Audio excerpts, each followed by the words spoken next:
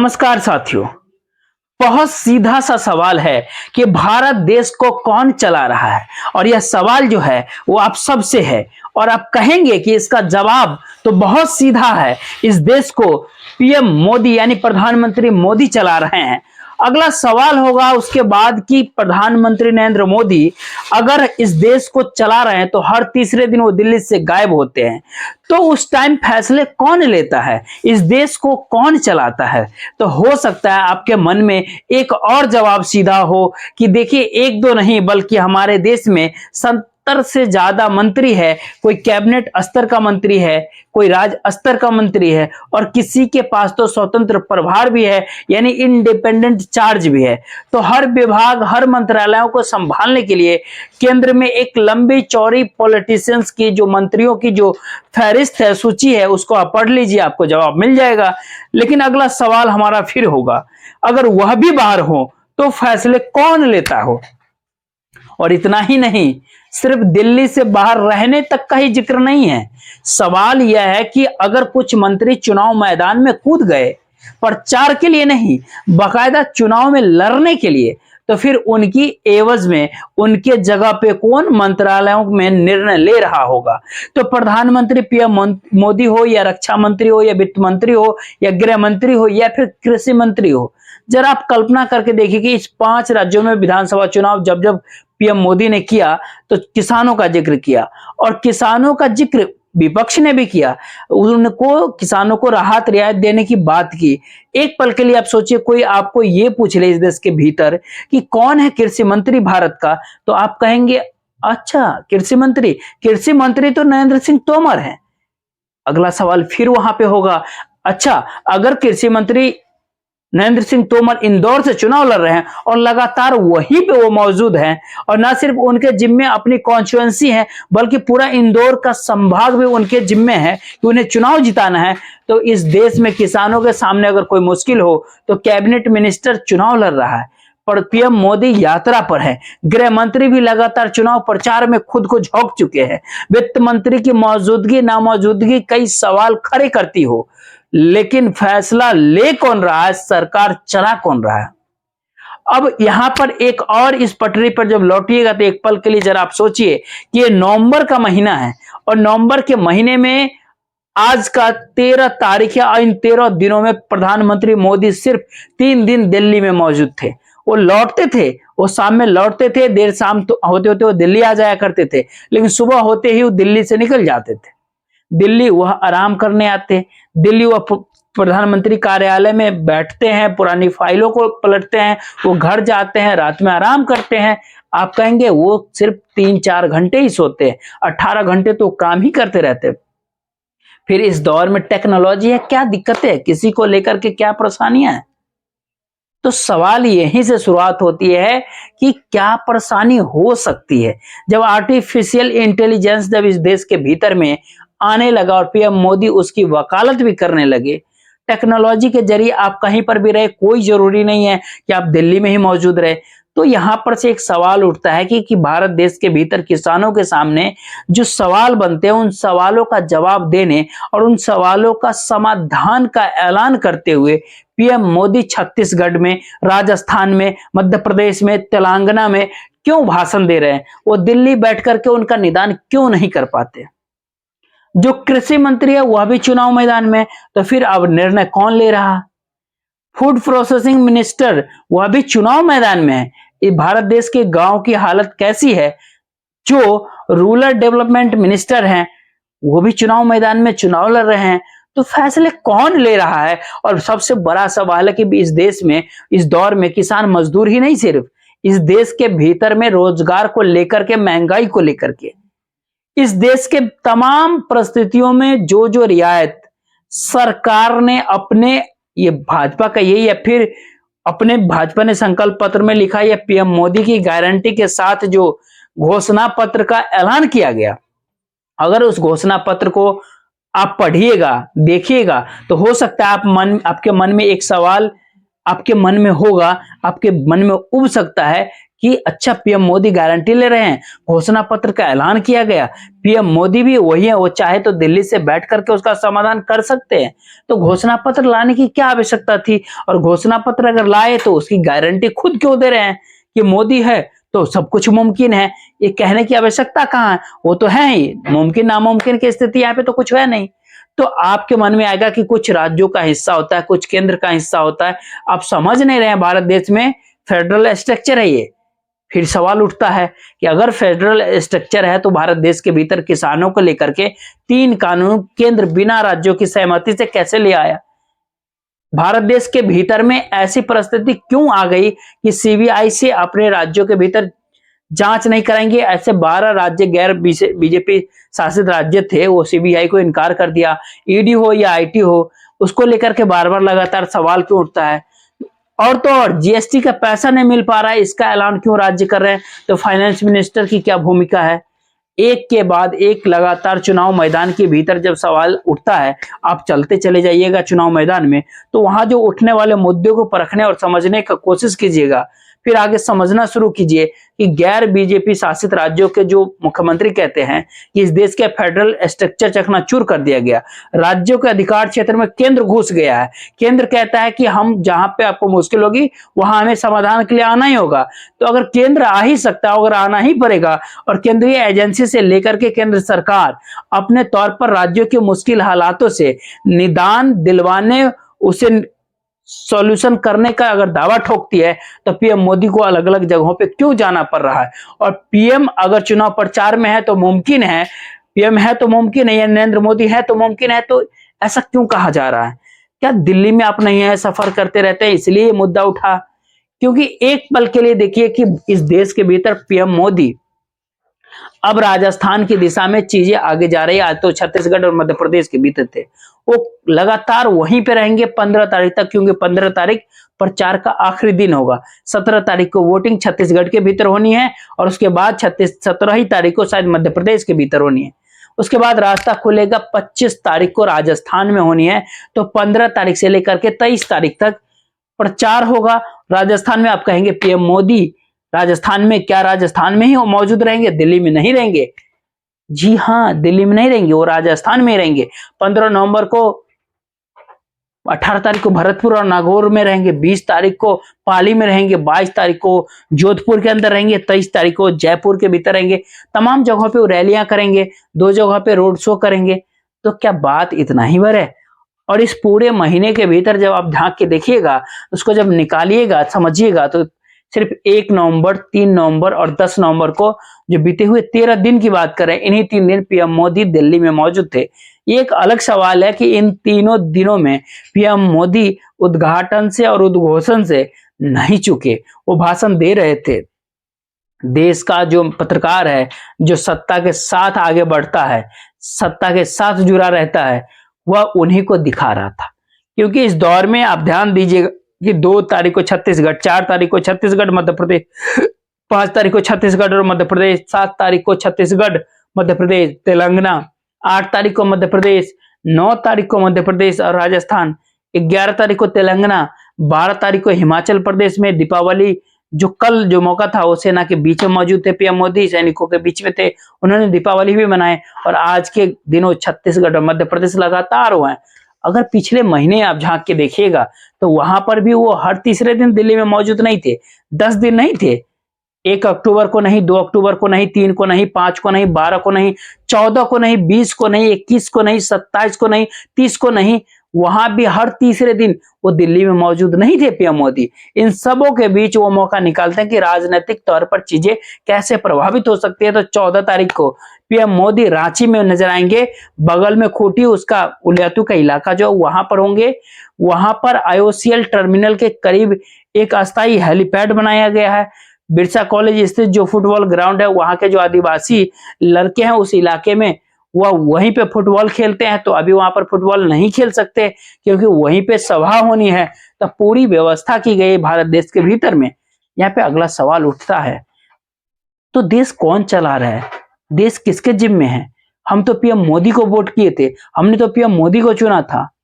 तो भारत देश के भीतर में हर मुश्किल हालात में केंद्र सरकार का योगदान क्या हो सकता है, क्या होना चाहिए और क्या हुआ या नहीं हुआ, यह अपने आप मन में रखिए। वो चाहे शिक्षा का क्षेत्र हो, चाहे स्वास्थ्य का क्षेत्र हो, चाहे बैंकिंग का सेक्टर हो, चाहे एग्रीकल्चर का क्षेत्र हो, वो भारत देश के अंदर एफसीआई पर बढ़ता हुआ जो कर्ज है उसको लेकर के सवाल हो रहा हो, भारत देश के भीतर जुड़े हुए दिहाड़ी मजदूर से लेकर के असंगठित क्षेत्रों के मजदूरों को लेकर के सवाल हो, मनरेगा में किसान जो खेती करने के बाद मजदूरी कर रहा है उसको भी मजदूरी वहां पर मिल क्यों नहीं पा रही है, और जो 60,000 करोड़ रुपया का बजट था वो अभी से ही क्यों खत्म हो गया।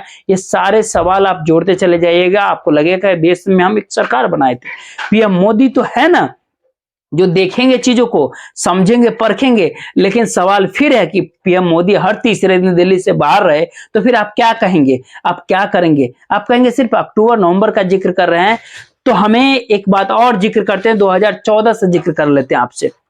2014 से 2019 के बीच में जो 5 साल का जो समय था, ये दोनों अंतराल 14 से 19 तक का, उसमें पीएम मोदी करीब करीब 22 महीने 6 दिन यात्रा पे रहे। हर तीसरा दिन वो 60 महीने में से 22 महीने 6 दिन वो यात्रा करते रहे। 565 दिन जो सरकारी यात्रा थी, 101 दिन उन्होंने चुनाव प्रचार किया था। दोनों को जोड़ दीजिएगा तो हिसाब किताब पूरा क्लियर आपके सामने होगा। 18 महीने 25 दिन, जिसमें से 3 महीने करीब करीब 11 दिन चुनाव प्रचार में चले गए। आपके मन में एक सवाल और बनेगा, क्या ये फ्री में घूमते हैं क्या? पैसा खर्च इसमें नहीं होता क्या? पैसा खर्च होता है, क्योंकि जो चुनाव प्रचार होता है वो पार्टी के फंड से दिया जाता है, दिखलाया भी जाता है, लेकिन उसका भी एक नियम है। वो नियम ये सेट है कि उसमें जो आप समझिएगा तो एक जानकारी जो आपको मिलेगी कि जब गोरखपुर के अंदर 2019 से पहले एक उपचुनाव था तो पीएम मोदी वहां पर चुनाव प्रचार के लिए पहुंचे थे, वायुसेना के जहाज से पहुंचे थे। उस जहाज की जो पार्टी ने दिया, जो कॉमर्शियल रेट दिया गया, तो पैसा तो दे दिया गया कॉमर्शियल रेट पे, ऐसे इतना ही तक बात नहीं होती है। कॉमर्शियल रेट जो था 1999 के बेस्ट पे था। 1999 के बेस के हिसाब से वायुसेना के जो जहाज से चुनाव प्रचार के लिए गोरखपुर गए और चुनाव प्रचार करके लौट आए, दिया गया सिर्फ 31,000। अगर आप एक हेलीकॉप्टर भी लीजिएगा तो यहाँ से पहुंचिएगा गोरखपुर अगर दिल्ली से, तो भी आपको 50,000 के करीब पहुंचेगा। छोटा लीजिएगा तो, अगर चार्टेड लीजिएगा तो 1 लाख तक भी जा सकता है, 1,20,000 मैक्सिमम, कुछ भी जा सकता है, लाखों में हो सकता है, लेकिन यह 31,000 में से काम खत्म हो गया। अपना सरकार है, अपना नियम है, अपने तरीका से परिभाषित करना, अपना सिस्टम है, सब कुछ अपना है, तो फिर दिक्कत क्या है? ये 2019 की सवाल। जब 20 में कोविड आ गया तो उनकी यात्राएं, पीएम मोदी की यात्राएं कम हुआ। उसके बावजूद 2 बातों पर ध्यान कीजिए, जहां जहां चुनाव होते वहां वहां पीएम मोदी नोटिफिकेशन से पहले उस जगह पे जाना शुरू करते। उसको भी इन यात्रा में इसलिए भी आप शामिल कर लीजिए क्योंकि वहां जो ऐलान होता है वह चुनाव के मद्देनजर ही ऐलान होता है, और उसके बाद जब नोटिफिकेशन हो जाता है तो यात्रा करते ही हैं। 3 चुनाव आप फिर सोच लीजिए। पश्चिम बंगाल का चुनाव 2021 में 14 बार पीएम मोदी बंगाल पहुंचे थे। उसके बाद याद कर लीजिए आप उत्तर प्रदेश का चुनाव, 30 बार पीएम मोदी उत्तर प्रदेश पहुंचे थे। उसके बाद आप याद कीजिए कर्नाटक का चुनाव, 8 बार पीएम मोदी कर्नाटक पहुंचे। चुनाव में उनकी मौजूदगी होनी चाहिए, दिखनी चाहिए थी। ये पहला सवाल था कि सरकार कौन चला रहा है, जिसका जवाब आपके तरफ से आया था। मंत्रियों की पूरी लिस्ट है, पूरी फहरिस्त है। तो एक जानकारी और आपको देते हैं, जब सवाल उठा रहे हैं कि पीएम मोदी जाएंगे तो यह इस बात भी सोच लीजिए, अमित शाह देश के गृह मंत्री हैं, वह भी 16 तारीख से राजस्थान पहुंचने लगेंगे। इधर जिक्र इसलिए भी नहीं किए क्योंकि ये 13, 14, 15 ये 3 दिन का समय बचा है। इन 3 दिनों में सभी का पूरा हिस्सा तय है, हर दिन उनकी मौजूदगी होनी है, कोई नहीं चुकेगा। लेकिन 15 के बाद जब राजस्थान में ये लोग कूदेंगे तो अमित शाह की मौजूदगी 16 तारीख से शुरुआत होगी। पहले दिन ही 3 रैलियां, भीम में, देवरी में और कुंभल। देश के रक्षा मंत्री राजनाथ सिंह 4 दिन रहेंगे। देश के सड़क में नितिन गडकरी परिवहन मंत्री, इनको भी कहा गया 2 दिन आप रहिए। निर्मला सीतारमण, इनको भी कहा गया आप भी रहिए। महिला आरक्षण, महिला एम्पावरमेंट, इनकी मौजूदगी जयपुर में पहली रैली के साथ इनकी मौजूदगी रहेगी, निर्मला सीतारमण की जयपुर में। लेकिन ये सारे मिनिस्टर की बात हुई, उनके समानांतर एक बात और, मध्य प्रदेश के भीतर में 3 मंत्री चुनाव लड़ रहे हैं। उन मंत्रालयों को कौन संभाल रहा है? नरेंद्र सिंह तोमर एग्रीकल्चर मिनिस्टर है, अपने कॉन्स्टिट्यूएंसी मध्य प्रदेश के भीतर हैं इतने दिनों से। जनता ने उन्हें चुना है। तरीका तो यही बताता है कि मंत्री निर्णय लेता है, नौकरशाह अपने तौर पर निर्णय नहीं लेता है, वो इंप्लीमेंट करता है, क्योंकि उसके ऊपर जो चिड़ियां बैठाई गई, यानी जो भी मंत्री की जो मौजूदगी होती है और मंत्री की ही जो सहमति और मंत्री की ही आदेश और निर्देश होता है।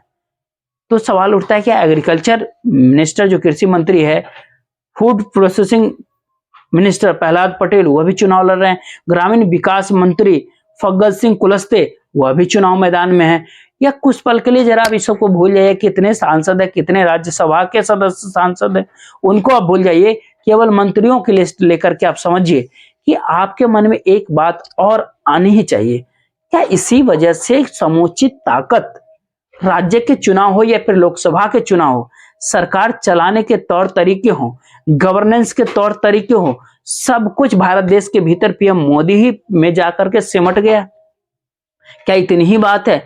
यह कोई बात बताने की बात है नहीं।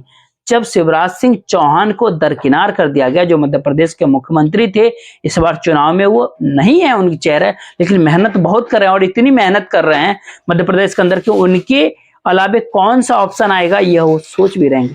तो एक पल के लिए जरा यही सवाल तो वसुंधरा राजे सिंधिया के जहन में भी होगा राजस्थान के भीतर कि हमारे सिवा कौन व्यक्ति होगा जो चेहरा इसके बाद अगर जीत गए तो सामने आ जाएगा। तो जरा आप समझिए कि झारखंड के अंदर क्या, झारखंड के भीतर अर्जुन मुंडा और बाबूलाल मरांडी कैसे आए थे, लेकिन मुख्यमंत्री कौन बन गए? उस समय में अगर जाइए तो रघुवर दास मुख्यमंत्री बने थे। आपके मन में होगा, देखिए पीएम मोदी इस बात को देखते समझते हैं, जानते बूझते हैं कि किसको बनाने से क्या होगा। तो इसके लिए दूसरा एक एग्जाम्पल और आपके सामने है, कर्नाटक का एग्जाम्पल ले लीजिए। येदियुरप्पा को चुनाव में दरकिनार कर दिया गया, साइड कर दिया गया। स्थिति क्या हुई? भाजपा की एक कहने की जरूरत आपको होनी ही नहीं चाहिए। और इस समय जो उनको समझ में आ गया कि कर्नाटक तो हम गवा दिए, लेकिन अब लोकसभा के चुनाव के भीतर जिस कर्नाटक में 99% सीट जीत गए थे लोकसभा की, कांग्रेस का खाता तक नहीं खोल पाया। ऐसी परिस्थिति अगर आ गई कर्नाटक के भीतर में, अब अगर लोकसभा चुनाव में परिस्थिति उलट गई अगर, तो दिल्ली का आंकड़ा ही गड़बड़ा जाएगा। तो दोबारा येदियुरप्पा को याद किया, लेकिन येदियुरप्पा को याद करके यह नहीं कहा कि इस उम्र में आप सब कुछ संभालिए, उनके बेटों को ले आए। यानी विरासत, परिवारवाद, जो भी आप कहना है सोचिए, कहिए, लेकिन तौर तरीकों को जरा आप समझिए कि राजनीतिक साधने का पहला नियम है सत्ता हमारे पास होनी ही चाहिए। हमारी गवर्नेंस सत्ता, हमारी विचारधारा सत्ता, हमारी पॉलिसी भी सत्ता, और हमारा पॉलिसी को इंप्लीमेंट करने का तौर तरीका भी वही सत्ता। तो सत्ता के इर्द गिर्द जो घुमड़ती हुई परिस्थितियों में आप मंत्रिमंडल को घुमा लीजिए, मंत्रियों को ले लीजिए, और ये सवाल बार बार पूछा जाता है कि पीएमओ इतना ताकतवर है कि वहां हर विभाग से जो जो मंत्रालय, जो जो मंत्री संभालते हैं, उस विभाग का निर्णय पीएमओ के अंदर होता है, क्योंकि उस विभाग से सीधे ताल्लुक करने वाला ज्वाइंट सेक्रेटरी लेवल का अधिकारी कम से कम जरूर बैठा हुआ है पीएमओ के भीतर में। और पीएमओ की अपनी पूरी की पूरी फहरिस्त देखिएगा तो 400 से ज्यादा लोगों की मौजूदगी है जो अधिकारी लेवल को वहां पे बैठते हैं, स्टेनो से लेकर के सेक्रेटरी तक 400 से अधिक लोगों की मौजूदगी है। लेकिन बहरहाल आप समझिए, अगला सवाल यहाँ पर एक और जुड़ता है, क्या पीएम मोदी इस समय में विदेश यात्रा का जिक्र करते हैं कि जो होता भी है कि विदेश यात्रा के पहले 5 साल जो थे उसमें तो कम से कम 92 कंट्रीज में चले गए। इस साल पीएम मोदी 19 दिन विदेश यात्रा करते हैं, 70 दिन वह इस देश के भीतर रहते हैं, यानी कुल मिलाकर के 3 महीने 89 यानी 89 दिन। तो 3 महीने 2023 दिन, अभी नवंबर का महीना है, 11वां महीना है, इस महीने में हर तीसरे दिन या फिर कहिए तीसरे दिन से थोड़ा ज्यादा पीएम मोदी लगातार घूम रहे हैं। जापान आ गए, पपुआ गए, न्यू गिना गए, यूएसए गए, इजिप्ट गए, फ्रांस गए, यूएई गए, ग्रीस गए, साउथ अफ्रीका गए, इंडोनेशिया गए। और पिछले साल जब आप ध्यान के देखिएगा तो पिछले साल भी यही परिस्थिति थी। 102 दिन 2022 में पीएम मोदी यात्रा पे थे, उसमें करीब करीब 90 दिन वो देश के भीतर घूम रहे थे, 90 दिन यानी 3 महीने के करीब, और 13 से 14 दिन वो विदेशी यात्रा पे थे, यानी करीब करीब 102-3 दिन वो 2022 में बाहर थे। 2 बार जर्मनी गए, 2 बार जापान गए, डेनमार्क गए, 2022 में फ्रांस गए, नेपाल गए, यूएई गए, इंडोनेशिया गए, समरकंद गए, कुछ उज्बेकिस्तान गए। ये सारे प्रकृति कहती है कि पीएम मोदी अगर दिल्ली में नहीं है तो फिर देश कौन चला रहा है। और इस सवाल का जवाब हर किसी को चाहिए, देश चला कौन रहा है। तब एक अगला असल सवाल होता है कि इस देश को चलाने का जो मतलब है वो होता क्या है। और देश का चलाने का मतलब उस इकोनॉमी को अपने अनुकूल बनाकर रखना है जिस इकोनॉमी से जो जीडीपी दिखाई जाती है और इस देश की जो अपनी नेटवर्थ है वह कम से कम बढ़ता हुआ दिखाई दे। तो पहला सवाल उठता है कि कॉरपोरेट के हवाले चीजें हो गई, उस कॉरपोरेट में भी बहुत कम लोग हैं, सेलेक्टिव लोग हैं जो प्रभावी हैं, जो सत्ता के अनुकूल हैं, जो सत्ता के साथ खड़े हैं। गाहे बगाहे राहुल गांधी इसका जिक्र करते भी रहते हैं और ऐसे तमाम विपक्षी नेता इस देश में कुछ कॉरपोरेट का जिक्र जरूर करते हैं जिनको सब कुछ ट्रांसफर किया गया। तो एक हिस्सा तो यह भी होता है कि जो इकोनॉमिक एस्पेक्ट है भारत देश के भीतर कॉरपोरेट की मौजूदगी ही और उनकी पूरी पहल ही भारत देश को चला रही है। तो जरूरत ही यहाँ पे क्या होती है भाई, रेलगाड़ी जिसके पास होगी वह देख लेगा, पोर्ट जिसके पास होगा वह देखेगा, एयरपोर्ट जिसके पास होगा वह देखेगा, भारत देश के भीतर का जो पावर सेक्टर जिसके पास होगा वह देखेगा। इसी तरीके से बांटते आप चले जाइए, वो रिटेल सेक्टर तक में आप घुस जाइएगा तब आप कहेंगे कि अच्छा सब कुछ तो कॉर्पोरेट के हवाले है, तो उन्हें ही चला रहे हैं देश।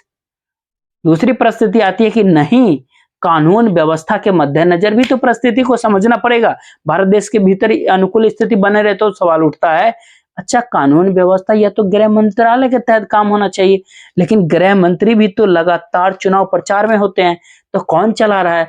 तो इसीलिए इंस्टीट्यूशंस को खड़ा किया जाता है। इंस्टीट्यूशंस का साफ मतलब होता है ईडी, सीबीआई, आईटी, कैसे लोगों को बांधा जाए और अनुकूल सत्ता के रखा जाए। इंस्टीट्यूशन संस्था इसीलिए मंत्री से बड़ा हो जाता है और सिस्टम से बड़ा हो जाता है। वो सिस्टम का हिस्सा नहीं, उस देश को चलाने की दिशा में अगर वो आगे बढ़ गया, और देश चलाने का मतलब साफ होता है राजनीतिक सत्ता के अनुकूल निर्णयों को लेते जाना चाहिए, लेते चले जाना। देश थोड़ी पल के लिए भूलिए इसको। तो फिर सवाल उठता है कि अच्छा इसका मतलब एक ये भी है कि इस भारत देश में इस दौर में भाजपा भी हाशिए पे है। जो भाजपा के भीतर एक लगातार सवाल उठता है, आरएसएस भी हाशिए पे है, जिसके भीतर संगठन को लेकर के लगातार सवाल उठता है कि संगठन तो कल तक हम ही देखते थे, अब हम वह भी नहीं देख पाते। तो सवाल उठता है जेपी नड्डा के जरिए संगठन को देखा जाता है जो भाजपा के अध्यक्ष है। अलग अलग मंत्रालय, अलग अलग संस्थाएं, अलग अलग कॉन्स्टिट्यूशंस के जरिए उनके जो स्वायत्त संस्था है उनके पास पावर है। ऐसे में एक झटके में आपके पास आके खड़ी होगी। आप पिछले दिनों जो आरोप कांग्रेस लगा रहे थे कि हम मिलने का वक्त मांग रहे थे, कुछ हमें अपना विरोध देना था, उसके लिए भी इलेक्शन कमीशन के पास समय नहीं था, ये सारे सवाल जो है जब निकलते हुए आगे आएंगे तो एक पल के लिए जरा आगे आप फिर सोचिए कि जो जो आरोप इस दौर में पीएम मोदी अपने रैलियों में लगा रहे हैं उसमें करीब करीब लगता है कि महादेव ऐप का भी जिक्र कीजिए आप, जो मनी लॉन्ड्रिंग से जुड़ा हुआ है, हवाला से जुड़ा हुआ है, उसके ऊपर नकेल कौन कसेगा, केंद्र सरकार को कसना चाहिए। तो गारंटी तो आप ही के पास है और आप ही सत्ता के भीतर, तो फिर दिक्कत क्या है। मुमकिन है यह कहने की कि जरूरत क्यों होनी चाहिए। किसी के द्वारा भी जो भी आरोप अगर लगाए गए हैं, किसी ने भी इस दौर में जो राहत रियायत का जो अलग अलग समुदायों को लेकर के हो या फिर अलग अलग वोट बैंक को लेकर के जो जिक्र किया गया, उस पर निर्णय ले पाने की स्थिति में क्या केंद्र सरकार नहीं है। अगर ऐसा है तो फिर निर्णय क्यों नहीं लेती। लोगों को इस बात से सोचना और समझना है। और इसीलिए सवाल होता है कि आपसे शुरुआत में सवाल था हमारा कि देश को चला कौन रहा है। जरा इसको सोचिए और समझिए, भारत देश को चला कौन रहा है। जय हिंद, जय भारत।